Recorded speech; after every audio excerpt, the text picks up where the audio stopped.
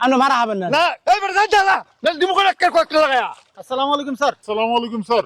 ওয়ালাইকুম আসসালাম। অবৈধভাবে চায়না জাল দিয়ে মাছ মারায় 4 জনকে আটক করেছি স্যার।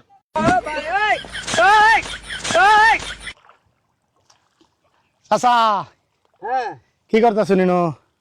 বাবা মাছ মারতাছি। মাছ মারুন ঠিক আছে, শুনুন শুনুন একটা কথা হ্যাঁ বলি। হ্যাঁ কোন এটা কি জাল? এটা তো চাইনা জাল।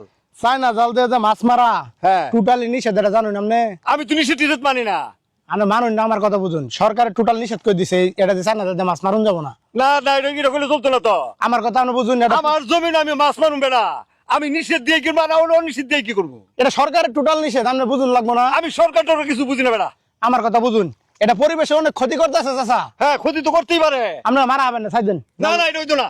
আপনি মারা হবেন না। না এইবার যাই যা দিমু করে একটা কয়েকটা লাগায়া।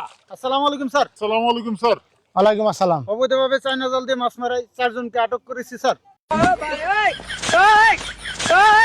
ও আচ্ছা দাঁড়াও চাচা, হ্যাঁ জাল কিনু থাকবো না তুই লালাবেন? না না একটু দয়া করে আমার একটু সুযোগ দেন স্যার। এই যে জাল আমি নিয়া আমি তো তো জানি না যে এটা অবৈধ জাল। হ্যাঁ। কান্দাত নিয়ে আমি পুর মুই এই এলাকার যা জাল পাতে সব জাল নিয়ে আমি কান্দাত নিয়ে পুরা দিব।